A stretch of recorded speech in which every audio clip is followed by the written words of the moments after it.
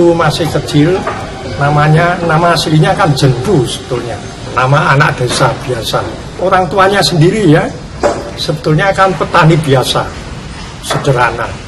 Dia juga disekolahkan di Cangkrep. Cangkrep itu kira-kira 4 kilo dari tempat tinggalnya Jendu. Berhubung uaknya, Pak D-nya itu melihat bahwa Dirarkoro itu memang punya kepandaian yang lebih rata-rata, kelihatannya dia memutuskan untuk membiayai Jendu masuk di HIS yang baru saja tahun 22 didirikan di Purworejo oleh Romo Yesuit dari Jogja.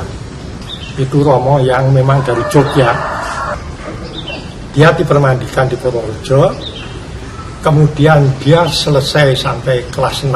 HIS itu sampai kelas 7 ya zaman dulu. Kelas 6 selesai, dia pindah ke Malang. 29 dia masuk seminari. Seminari itu ada di Jogja. Selesai dari seminari 6 tahun, dia mendaftarkan untuk masuk menjadi Jesuit, dan dia diterima dan masuk di Girisongga. Tahun angkatan dia adalah satu-satunya orang Indonesia. Karena keadaan perang, maka diputuskan supaya setelah 1 tahun itu cepat-cepat saja untuk belajar teologi. Tahun 40 kan sudah ada uskup Indonesia pertama, Monsinyur Sugio. Akhirnya diputuskan Dirarkoro bisa dihabiskan tahun 1947 tanggal 6 Januari. Pertengahan tahun 47 itu dia ditugasi oleh Monsinyur supaya membulatkan pendidikannya di negeri Belanda. Setelah itu dia mulai meneruskan melengkapi studinya teologi, dan dia menulis, sekarang saya menjadi murid lagi. Dari sana dia ditugasi untuk mengambil doktorat di Roma 2 tahun. Tahun 55 Sanata Dharma didirikan, PTPG Sanata Dharma. Romo Dirarkoro diminta untuk jadi pimpinan. Maka juga tidak mengherankan bahwa Bung Karno waktu mau kembali ke Undang-Undang Dasar 45 kan mencari dukungan intelektual dari banyak orang, termasuk Muhammad Yamin, kemudian kalau tidak di Nontonegoro dari Profesor di UGM, lalu Wiryono, termasuk Dirarkoro. Dirarkoro diminta untuk membicarakan Pancasila dan religi. Saya tahun 65 kembali ke Indonesia, tinggal bersama Romo Dirarkoro di katedral. Dan Romo Dirarkoro waktu itu kan orang yang terkenal, profesor, kenalannya Slamet Iman Santoso, Sujatmoko, Fuad Hasan, Bu Syahrir, karena Pak Syahrir kan ada di penjara.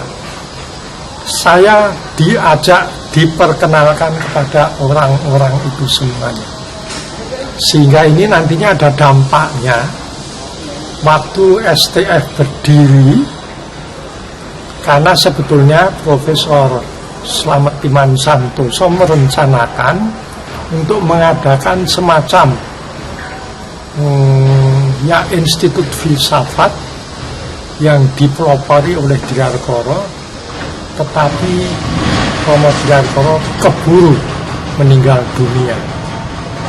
Maka praktis ide itu kami teruskan, dan itu juga atas permintaan Profesor Slamet Iman Santoso, supaya kami Hizbut mulai saja. Dan maka berdirinya STF yang pada awalnya tanpa nama, tetapi mengingat jasa Diarkoro tidak bisa dikesampingkan begitu saja, maka STF juga diberi nama Diarkoro, tetapi dalam ejaan bahasa Indonesia menjadi Driarkara. STF Diarkoro itu bermulakan dari kuliah sederhana di aula Susteran Ursulin di Teresia, di sekolah di Menteng itu. Pelopornya waktu itu Serikat Yesus Fransiskan, dan kemudian Keuskupan Agung Jakarta terlibat di situ, mulai dari kegiatan sederhana, tapi mulai dari situlah segala sesuatunya lalu bergulir. Relevansi dari Driarkara ini, konsep manusianya adalah dia selalu mengatakan manusia adalah siapa yang berapa, atau apa yang bersiapa. Jadi subjek atau pelaku siapa itu, dia selalu mengkaitkannya dalam proses kebudayaan. Nah, proses kebudayaan ini oleh Driarkara disebut dengan dua kata kunci, yaitu manusia secara biologis berproses berkembang jadi matang. Maka itu ada proses hominisasi. Dia membedakan dengan humanisasi dengan hominisasi. Hominisasi adalah proses evolusi sampai terbentuknya manusia. Tapi evolusi tidak berhenti, evolusi berjalan terus, dan proses evolusi itu diserahkan pada manusia, tidak pada insting saja atau tidak pada alam, tapi pada manusia. Nah, itu maka pendidikan adalah keterarahan dari evolusi. Evolusi menjadi manusia. Romo Driarkoro membuat orang mengerti bahwa refleksi filosofis atas realitas, atas manusia dan juga atas negara, membuka horizon-horizon untuk mengerti diri dengan lebih baik dan membawa diri lebih baik. Jadi filsafat yang juga tidak tanpa dimensi praktis, kalau mau politis.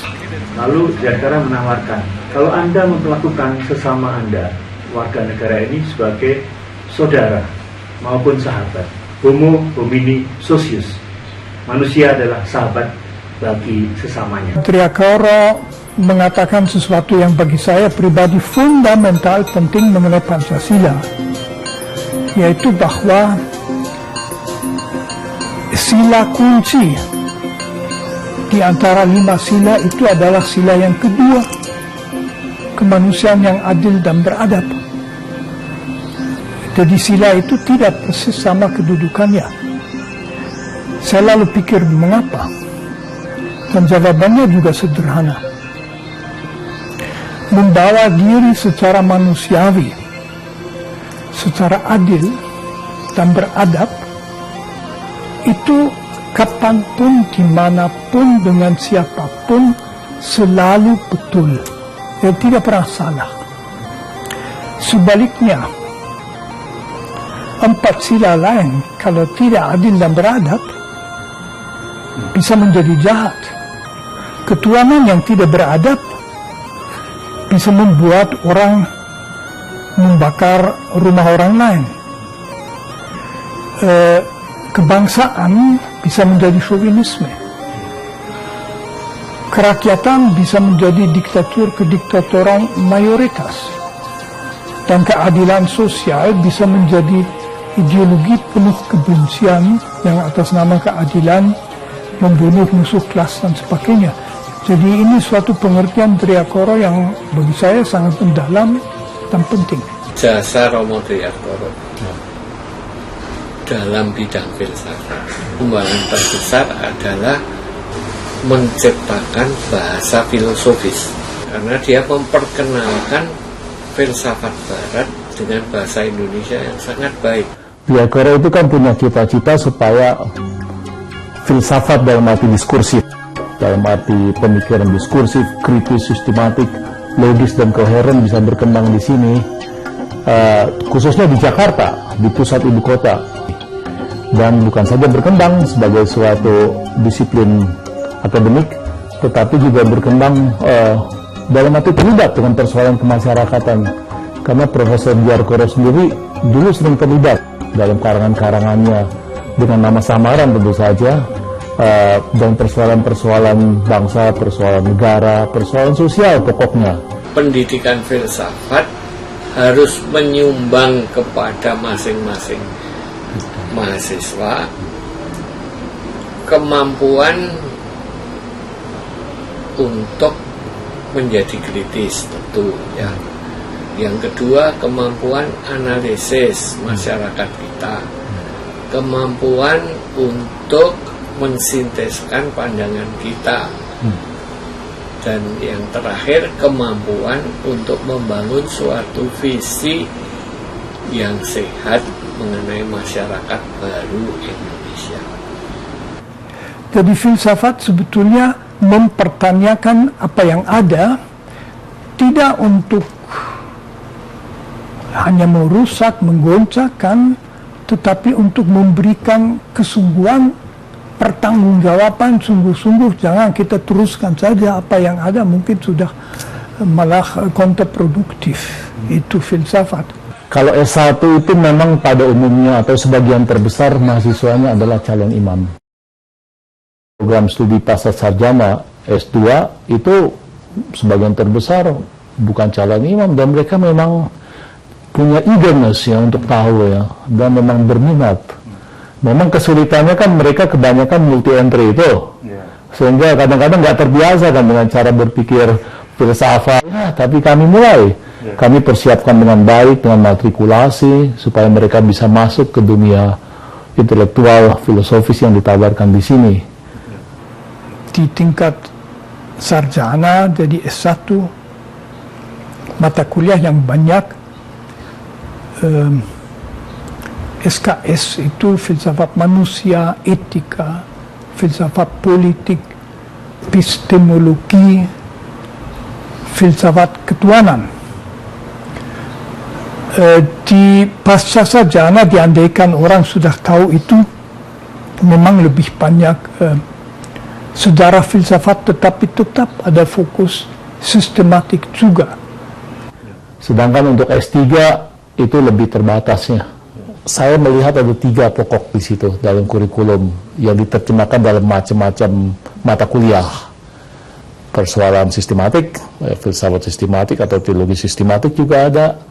Lalu juga historis, ya, itu yang ketiga itu tema-tema aktual dan relevan untuk konteks zaman sekarang. S3 itu kan program ini baru bisa dibuat kalau ada sejumlah profesor yang harus tetap ada di situ, di program studi itu kan. Maka dari itu keprihatinan berhadapan dengan tuntutan dikti itu, adanya profesor itu merupakan tantangan tersendiri dari sudut institusional untuk S3.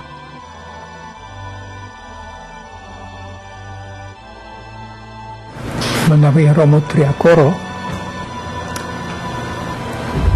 kulo langkung-langkung ngurmati panjenenganipun yang prasaja sangat ngerasaken angsal menapa-menapa saking piyambakipun, dan bagi kangge kula menika tandaning bobot lan kawigotasan sahawi kula aneh tadi bobot lan kawigatosan kawi kotosanipun Romo Triakoro menika.